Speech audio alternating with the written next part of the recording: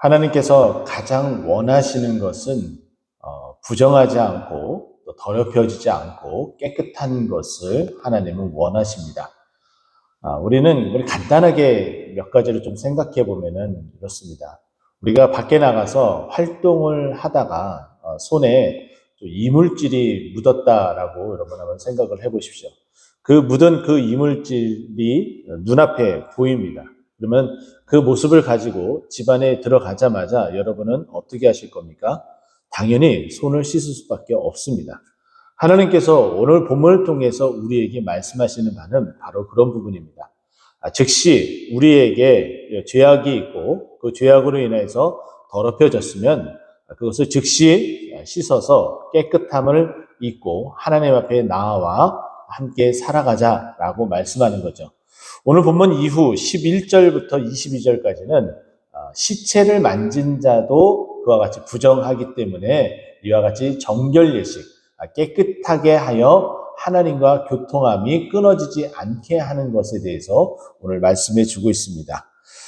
이스라엘 백성들이 이 율례에 따라서 여기 2절 말씀 보게 되면은 온전하여 흠이 없고 흠이 있는 것을 가지고 올 수는 그것이 그 자체가 죄에 대한 어떤 모습이기 때문에 그렇게 하지 말 것에 대해서 얘기를 하죠. 그러면서 아직 멍에를 매지한 붉은 암송아지를 내기로 끌고 오라.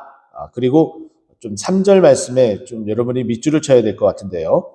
그는 그것을 진영 밖으로 끌어내서 자기 목전에서 잡게 할 것이며 라고 되어져 있어요. 죄악 가운데에 그 죄악을 벗어나지 못하고 부정함 가운데에 있는 그 사람의 바로 목전에서 이것을 잡게 하였다라는 거예요. 좀 끔찍하다는 생각을 들지 않습니까? 우리는 고기를 식당이나 아니면 집에서 구워 먹을 때에 너무나 맛있게 먹습니다. 그런데 여러분들이 매일같이 도살장에 가서 그 고기가 나오기 전에 그 동물을 잡아야겠죠. 그 동물을 잡는 그 광경을 눈으로 바라보고 그 동물이 우는 그 울음소리, 그리고 흘리는 그 눈물, 그리고 그 동물을 잡을 때에 쏟아지는 그 피, 그와 같은 것들을 계속해서 눈으로 목격한다면 쉽사리 우리가 그 고기를 먹는 것이 목으로 넘어가는 것이 그렇게 쉽사리 당장에는 이렇게 넘어가지는 않을 듯합니다. 그러나 그것도 정말 신기한 것이 익숙해지면은 아무렇지도 않게 여기게 되죠. 저도 그런 것 같습니다. 우리가 처음에 죄를 짓고 그 죄 가운데 있을 때는 어떡하지? 라는 생각을 갖게 되지만 시간이 점점 흐르면 흐를수록 무뎌지는 모습이 우리에게 발견이 되어지는 거죠. 그렇기 때문에 회개는 즉시 해야 되고 빨리 해야 된다는 것을 우리는 좀 기억을 했으면 좋겠고요. 또 하나님께서 그 죄악을 속죄하기 위해서 특단의 조치를 취하게 되는데 이것은 오늘 보면 말씀처럼 그 송아지를 잡되 목전 앞에서 잡으라라고 얘기를 해요.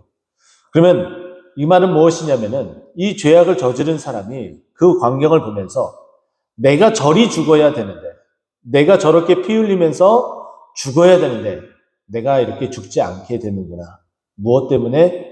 하나님의 긍휼 때문에, 하나님의 용서함 때문에, 하나님의 사랑 때문에 내가 이렇게 죽지 않는구나 라는 것을 보고 깨닫고 그 은혜 가운데에 살아가도록 만드는 것이 첫 번째 목적이고, 두 번째는 내가 죄악을 저지르면 저와 같이 되는구나. 이제 죄악 가운데 거하지 말아야지 라는 것이 두 번째 목적입니다. 그런데도 계속해서 죄악 가운데 있기 때문에 계속해서 하나님께서는 이와 같은 방법으로 속죄할 것에 대해서 우리에게 말씀하고 있는 거죠. 계속 보게 되면은 이렇습니다. 제사장 엘르아살은 손가락에 그 피를 찍고 그 피를 회막 앞에서 향하여 7번 뿌리라 라는 것은 완벽한, 완전한 하나님의 깨끗한 씻으심을 우리에게 말해주고 있고, 아까 좀 전에도 말씀드렸던 것처럼 3절의 목전에서 잡게 할 것이라는 이 표현이 5절에서도 그대로 나타납니다. 그 암소를 자기 목전에서 불사르게 합니다. 내가 저리 불타야 되는구나. 내가 제물이 돼서 내가 그리 해야 되는구나. 그런데 내가 그렇게 하지 않고 저 제물이 저렇게 되는구나. 그것은 좀 전에 설명해 드렸던 그와 같은 아주 짧은 두 가지 목적을 가지고 우리에게 그렇게 행하게 하셨다라고 이야기를 합니다. 그리고 나서 그 송아지를 불사른 자, 그 앞에서 시중을 들었었던 자, 또 뿐만 아니라 죄악 가운데 있어서 그 일을 행한 자들도 다 어떻게 그 옷을 다 깨끗이 씻어서 그 죄악 가운데 함께 있었던 그것을 치르는 그 모든 것들도 다 깨끗하게 그 임해야 되고 또 하나님 앞에 다가가야 됨을 우리에게 말해줍니다. 이것은 결국은 무엇이냐면은 예수 그리스도가 우리를 위해서 십자가에 못 박혀 돌아가셨습니다. 그분이 바로 우리 목전에서 그리 돌아가셨다는 거예요. 그 말인즉슨 그분의 그 돌아가심으로 말미암아 우리가 하나님 앞에 정결한 깨끗한 하나님의 백성이 되었다라는 뜻이에요. 이 얼마나 감사한 일입니까? 그분의 그 속죄함이 없었다면 우리는 결코 깨끗하지 못할 자가 되었다는 거죠. 또 뿐만 아니라 우리 주님께서는 히브리서에 말씀하셨던 것처럼 단번에 하나님 앞에 나아갈 수 있도록 만드셨어요. 성소에 나아갈 담력을 우리에게 허락해 주셨다라고 이야기를 하죠.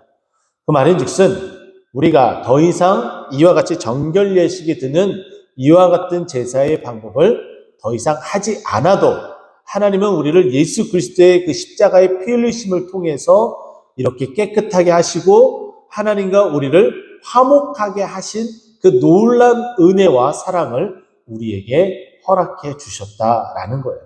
이것이 가장 큰 은혜며 가장 큰 사랑의 징표다라고 말씀드릴 수 있는 거죠. 이제 말씀을 정리하고자 합니다. 하나님, 우리가 이 새벽에 우리는 여전히 죄인된 모습 가운데에 그 죄의 모습이 크던 작던 하나님 앞에 정결하게 그 예식을 행해야 될 자들입니다.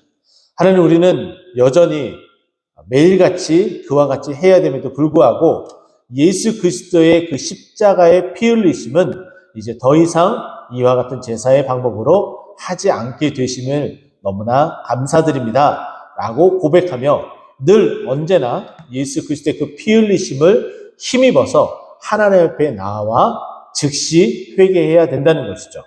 오늘 본문 말씀 3절과 5절에 자기 목전에서 잡아야 된다는 것은 언제든지 내가 그 문제를 내 스스로가 그 문제를 가지고 끌어안고 나와서 하나님 앞에 나와야 되고 그 죄값을 예수 그리스도의 그 보혈의 피를 힘입어서 용서함을 받고 죄사함을 받아야 된다라고 이야기를 해주고 있습니다. 우리는 이 예수 그리스도의 그 은혜가 아니고서는 단 하루도 단 한순간도 살아갈 수 없는 존재입니다. 이와 같은 그 은혜, 그리고 또 우리는 계속해서 하나님과의 교통함을 가져야 되는데 깨끗함을 입지 않고서는 그 누구도 하나님의 얼굴을 뵙지 못하는 존재라는 것을 기억하고 늘 하나님 정결케 하는 그 모습으로 살아가게 하여 주시고 또 우리를 완벽하게 깨끗하게 예수 그리스도를 피로 그렇게 깨끗하게 하여 우리를 만나주시는 그 하나님께 늘 감사하며 찬송하며 고백하는 우리 모두가 되기를 간절히 축원드립니다. 기도하겠습니다.